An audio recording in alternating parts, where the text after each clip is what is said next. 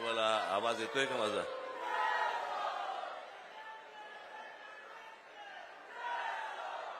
माझा आवाज येतोय सगळ्यांना?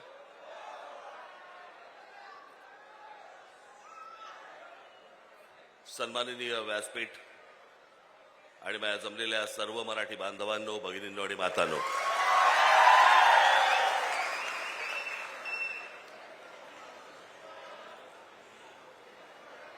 गेले 2 दिवस जरा थोडीशी तब्येत नरम आहे.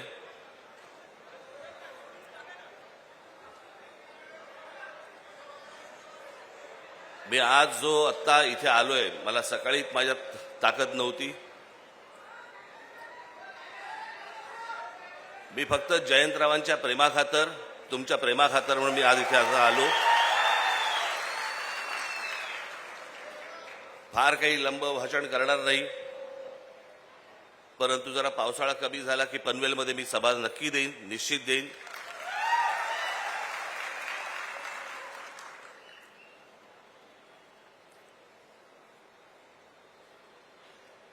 कारण काय झालंय ते हल्ली डॉक्टर सांगत नाहीत. पूर्वीचे आजार कसे आपले ताठ मानेने नाव घेऊन समोर यायचे, हल्लीचे येतच नाहीत. हल्लीचे आजार आणि सध्याचं महाराष्ट्राचं राजकारण फारसं काही वेगळं नाहीये. हा या पक्षातून त्या पक्षात गेला, तो त्या पक्षातून त्या पक्षात गेला. मग आपण म्हणतो काय झालं, व्हायरल होता.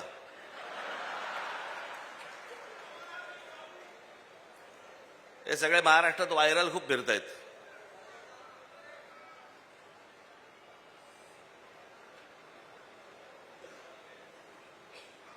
स्वातंत्र्य मिळायच्या अगोदर जवळपास 12 दिवस 13 दिवस अगोदर ज्या पक्षाची स्थापना झाली तो शेतकरी कामगार पक्ष.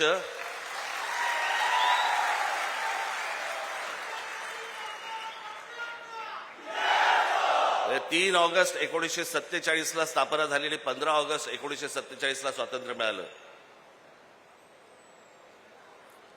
महाराष्ट्रामधला स्वातंत्र्यपूर्व काळातला निर्माण झालेला हा एकमेव राजकीय पक्ष.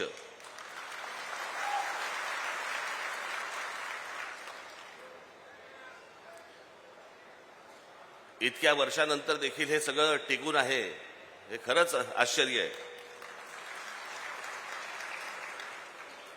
मला अजूनही आठवतंय की 1981 साली शिवसेनेचं पहिलं अधिवेशन मुंबईला झालं होतं आणि त्या शिवसेनेच्या पहिल्या अधिवेशनाला प्रमुख पाहुणे म्हणून श्रीपाद अमृत डांगे आले होते,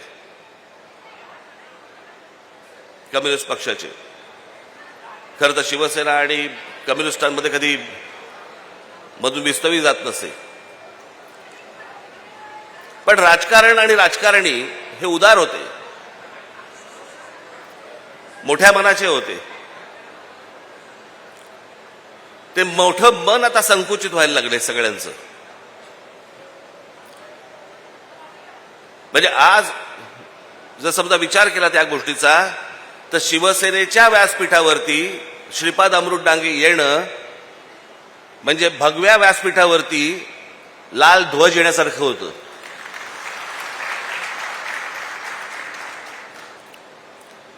आणि आज लाल ध्वजाच्या व्यासपीठावरती 2 भगवे ध्वज हे त्या व्यासपीठावरती आलेले आहेत.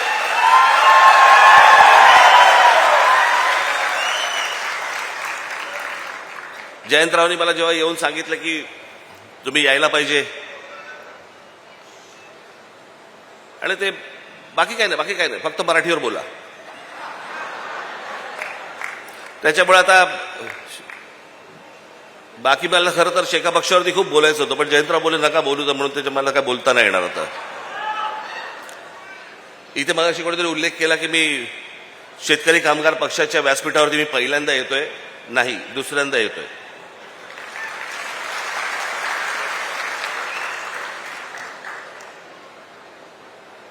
पाच वर्षापूर्वीच्या लोकसभेच्या निवडणुकीला मी जयंतरावांच्या प्रचाराला पण आलो होतो.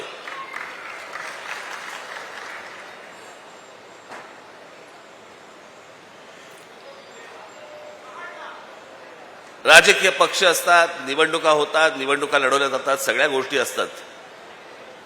पण आजचा प्रमुख जो महाराष्ट्रामधला मुद्दा आहे आणि खास करून तो रायगड जिल्ह्याचा जो मुद्दा आहे तो मला असं वाटतं तुम्ही सर्वांनी समजून घेणं गरजेचं आहे, पक्षाचा विचार न करता.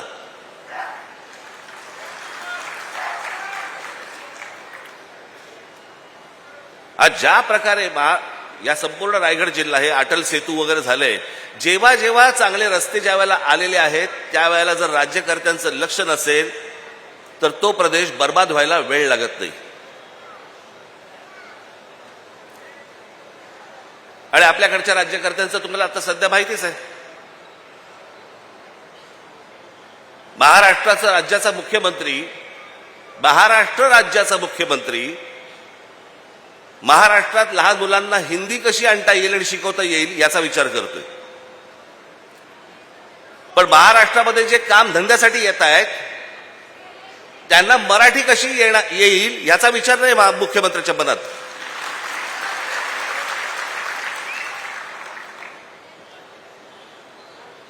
महाराष्ट्रामधला मराठी माणूस, महाराष्ट्रामधला भूमिपुत्र याचा विचारच नाही.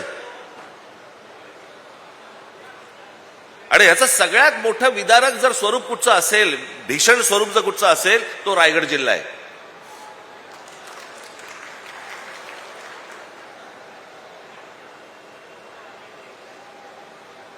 आज या रायगड जिल्ह्यामधल्या अनेक शेतकऱ्यांच्या जमिनी चालल्या आहेत. कुठे चालल्या आहेत, काय चालल्या आहेत?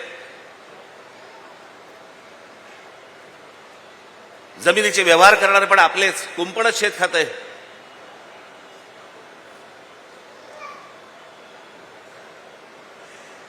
शेतकऱ्यांच्या जमिनी चालल्या आहेत, उद्योगधंदे येत आहेत, उद्योगधंद्यांमधनं बाहेरच्या राज्यातनं माणसं येत आहेत.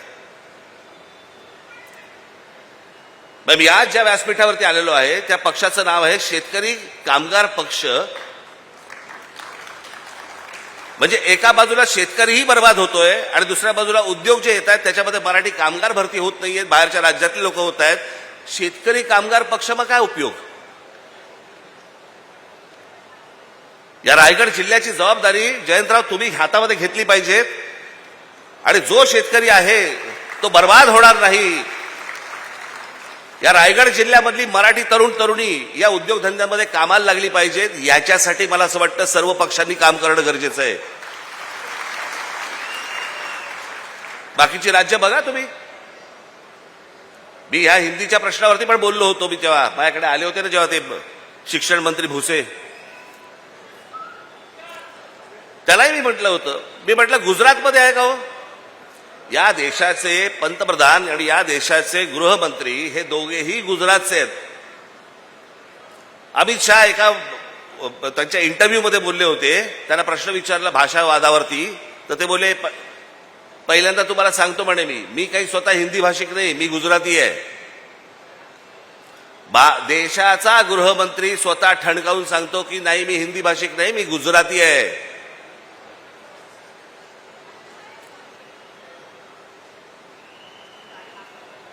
आज पंतप्रधान नरेंद्र मोदी झाल्यानंतर महाराष्ट्रामधले अनेक प्रकल्प गुजरातमध्ये गेले. डायमंड मार्केट गुजरातमध्ये गेलं. प्रत्येक माणसाला आपल्या राज्याबद्दल प्रेम असतं. आम्ही बोललो की संकुचित कसे होतो?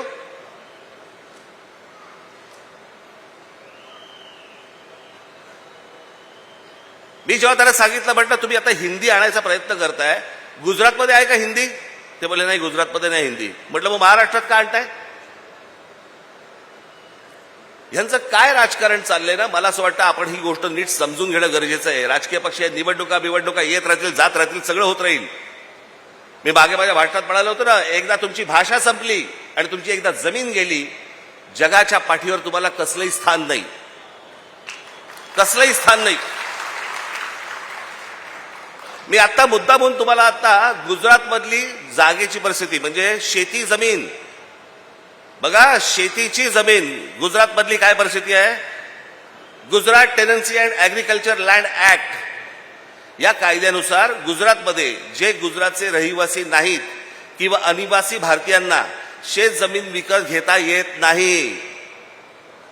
म्हणजे उद्या जर समजा तुम्ही महाराष्ट्रामधनं जर समजा गुजरातला गेलात, तुम्हाला शेत जमीन विकत घेता येणार नाही. हे भारतामध्ये चालू आहे. हे आपल्या देशातच चालू आहे. ज्या राज्याचे पंतप्रधान आणि गृहमंत्री हे दोन्ही एका ज्या गुजरात राज्याचे आहेत, त्यांच्या राज्यामधली शेतजमीन या देशातला कोणीही नागरिक जाऊन विकत घेऊ शकत नाही.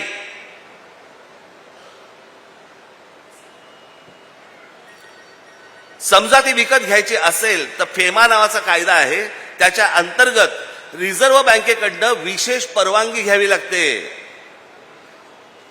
प्रत्येक जण आपल्या राज्याचा विचार करत असतो, प्रत्येक जण आपल्या राज्यातल्या माणसांचा विचार करत असतो. आम्ही का नाही करायचा?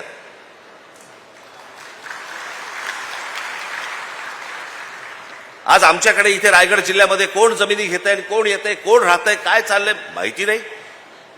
ठाणे जिल्ह्यामध्ये आमच्या कोण येतंय, कोण राहतंय, कोण जमिनी विकत घेते माहिती नाही.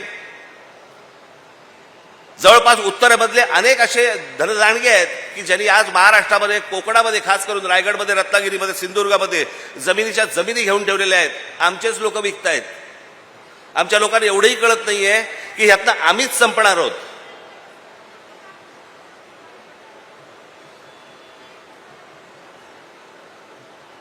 माझी तुम्हाला सगळ्यांना विनंती आहे, याच्या पुढे उद्योगधंद्यासाठी जर, जमिनीसाठी जर तुमच्याकडे लोक आले, तुमच्या जमिनी नुसत्या विकायच्या नाहीत.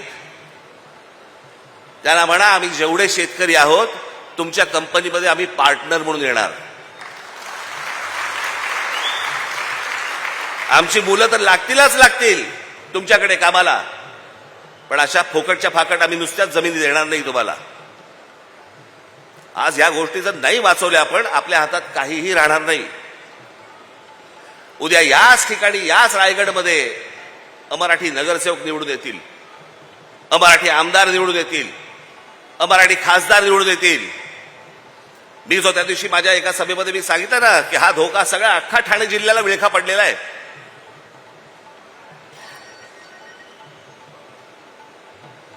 आज इथे विमानतळ येत आहे, इथे अगोदर एक पोर्ट आहे.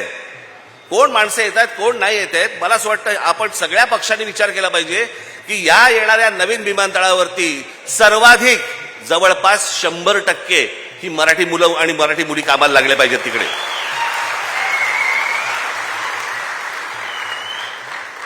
बाहेरून कोणीतरी उद्योगपती येणार, तुमच्याकडच्या जमिनी घेणार, तुमच्याकडचे धंदे घेणार आणि वाटेल तो थैमान घालणार.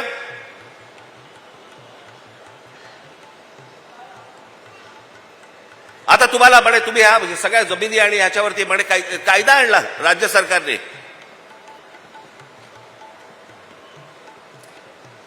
तुम्ही कोण आहात? तर अर्बन नक्षल आहात. शहरामध्ये राहणारे नक्षल.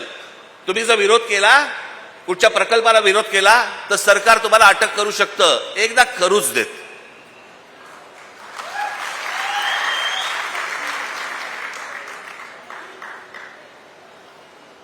या महाराष्ट्रामध्ये मराठी माणसाच्या थडग्यावरती उद्योग नाही उभे राहणार. उद्योग आणायचे असतील तर मराठी माणसाचा मान सन्मान राखूनच तुम्हाला उद्योग आणावे लागतील, त्याशिवाय तुम्हाला आणता येणार नाहीत. कोण कुठे येतोय काही पत्ताच लागत नाहीये. कुठून रस्ता, म्हणजे या संपूर्ण राज्यामध्ये कोणत्या प्रकारची प्रगती होते, कुठून रस्ते निघणार आहेत, काय निघणार आहेत, फक्त मंत्र्यांना माहिती. का? तेच ठरवणार आणि रस्ता व्हायच्या अगोदर तेच जमिनी घेणार आणि मग या सगळ्या उद्योगपतींशी व्यवहार करणार आणि मग सगळे गब्बर होणार आणि मग निवडणुकीच्या तोंडावरती विषय गेला बाजूला, विचार गेला बाजूला, फक्त तोंडावर तुमच्या पैसे फेकून मारणार आणि तुमच्याकडनं मतं घेणार. एवढा एकमेव उद्योग महाराष्ट्रात सुरू आहे.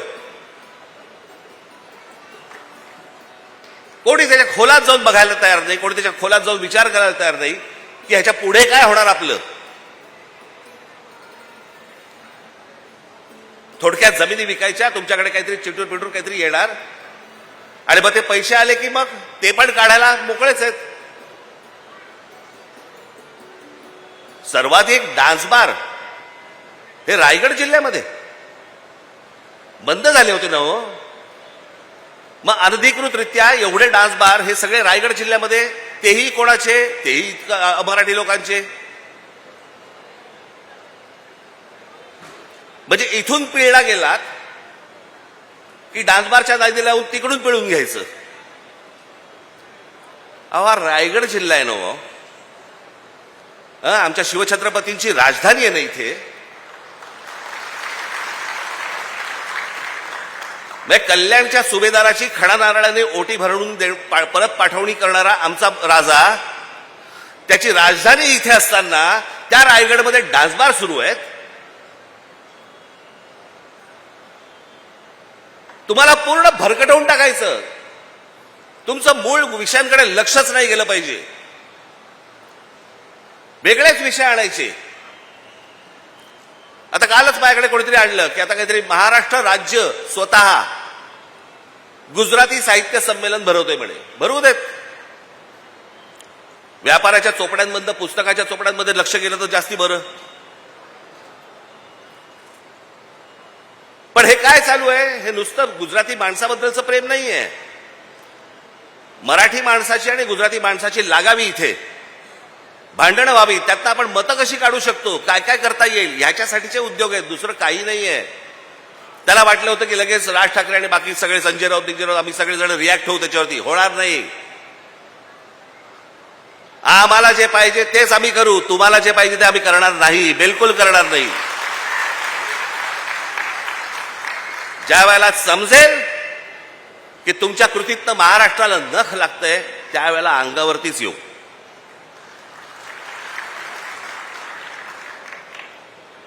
आज जो तुमच्याकडे समोर आलोय तो फक्त एवढ्यासाठीच आलोय, कान बंद ठेवू नका, डोळे बंद ठेवू नका. आपल्या आजूबाजूला काय नक्की चालू आहे याच्यावर तुमचं बारीक लक्ष असलं पाहिजे. खास करून माझ्या तरुणींना आणि तरुणांना मी सांगेन की काय चालू आहे रायगड जिल्ह्यामध्ये याच्यावर लक्ष ठेवा. तुम्ही विकले जातात. तुमच्या पायाखालची जमीन निसटते.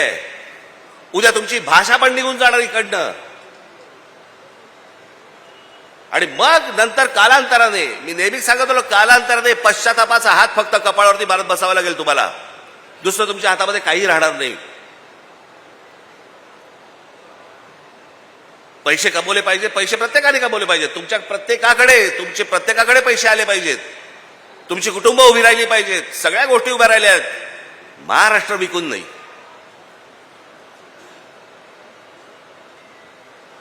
आज बाहेरच्या राज्यांमध्ये आपल्याबद्दलची काय बोलले जातं पाहिजे.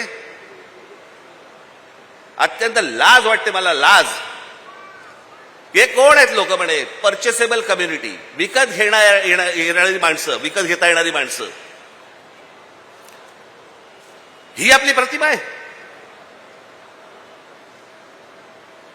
मी जे सतत सांगत आलो, अरे 1400 वर्ष राज्य केलेला हा महाराष्ट्र या हिंद प्रांतावरती, तो विकला जातो. तो बिकाऊ आहे. त्यातली माणसं विकली जातात. आपलं सगळं जमीन बिमीन, सगळं भाषा भिषा, सगळ्या गोष्टी सोडून द्यायला तयार होतो. असा आपण आपला महाराष्ट्र आहे. कशासाठी पुतळे ठेवायचे शिवाजी महाराजांचे? डेकोरेशन म्हणून. या गोष्टी शिकवल्या या माणसाने आम्हाला. म्हणजे फारसी शब्द या महाराष्ट्रामध्ये असू नये याच्यासाठी स्वतःचा राजशब्द कोश काढणारा हा माणूस, ज्याने तुम्ही मराठीत बोललं पाहिजे म्हणून सांगितलं, त्या महाराष्ट्रामध्ये आम्ही आमची भाषा विसरतोय, आमच्या जमिनी घालवतोय, आमचं सत्व घालवतोय, आमचा स्वाभिमान घालवतोय. एक बाबासाहेब पुरंदरेचं एक फार छान वाक्य होतं, ज्या वेळेला स्वाभिमान शून्य माणसं ज्यावेळेला होतात ना, त्याला उरतात फक्त जिवंत प्रेत. तुम्ही जिवंत प्रेतांसारखे असता कामा नाहीत. हा महाराष्ट्र आहे. देशाला दिशा देणारा महाराष्ट्र आहे. त्याची स्वतःची दशा होता कामा नये. तुम्ही जिवंत असलं पाहिजेत. तुम्ही मोठे झाले पाहिजेत. पण महाराष्ट्र विकून नाही मोठे होता कामा तुम्ही. इतरांच्या आहारी जाऊन नुसत्या फक्त जमिनी देऊन टाकायच्या. दुसरे उद्योग येत आहेत, बाहेरची माणसं येत आहेत. इथे महाराष्ट्रावरती तुम्ही बोलत असता की बिहारांच्या विरोधात आणि उत्तर प्रदेशांच्या विरोधात. अहो, गुजरातमध्ये आता दोनदा झालं. दोनदा मी त्याशी म्हटलं ना, दोनदा बिहारांना हाकलून दिले. पहिल्या वेळेला 20,000 लोकांना हाकलून दिले. 20,000 लोक. कोणी ते आंदोलन केलं होतं? तो काय नाव त्याचं आमदार? अल्पेश ठाकूर. त्याने आंदोलन केलं गुजरातमध्ये. बातम्या नाहीत. बिहारी लोकांना हाकलून दिले, जवळपास 20,000 लोकांना हाकलून दिले. त्या अल्पेश ठाकूरला नंतर भारतीय जनता पक्षामध्ये घेतलं गेलं आणि त्याच्यानंतर त्या अल्पेश ठाकूरला गुजरातमध्ये त्याला आमदार केलं गेलं. म्हणजे 20,000 बिहारांना हाकलून देणाऱ्या माणसाला गुजरातमध्ये जर समजा सत्कार होतो, मग जेव्हा राज ठाकरे बोलतो तो संकुचित देशद्रोही कसा असतो? आत्ता पण परत बिहारांना हाकलून दिले. म्हणजे आपापली राज्य कशी व्यवस्थित ठेवतात बघा, आणि आमच्या राज्यामध्येच फक्त हे गोंधळ घालायला येत आहेत की तुम्ही हिंदी शिकली पाहिजे, बाहेरच्या राज्यातल्या लोकांना घेतलं पाहिजे. या सगळ्या गोष्टी आत्ता सुरू आहेत. माझी तुम्हाला सगळ्यांना विनंती आहे, मी ज्याला इथे सभा घेईन त्यावेळेला मी बाकीच्या इतर सगळ्या गोष्टी बोलीनच, परंतु आजच्या या जयंतरावांच्या आमंत्रणाच्या निमित्ताने, तुमच्या पक्षाच्या वर्धापन दिनाच्या निमित्ताने मला तुमच्यासमोर येता आलं. 2 शब्द तुमच्यासमोर मला बोलता आले. माझी तुम्हाला सगळ्यांना विनंती, हात जोडून विनंती आहे की जागे राहा, कान उघडे ठेवा, डोळे उघडे ठेवा, सतर्क राहा, आपला महाराष्ट्र विकला जाऊ देऊ नका, एवढीच फक्त विनंती करतो आणि आपल्या सर्वांची मी रजा घेतो. धन्यवाद. जय हिंद, जय महाराष्ट्र. धन्यवाद. देश विदेशातील प्रत्येक घडामोडींचे लाईव्ह अपडेट मिळवण्यासाठी आता साम टीव्हीच्या सर्व सोशल मीडिया प्लॅटफॉर्मला लाईक, फॉलो आणि सबस्क्राईब करा. तसंच सर्व नोटिफिकेशनसाठी बेल आयकॉन प्रेस करायला विसरू नका.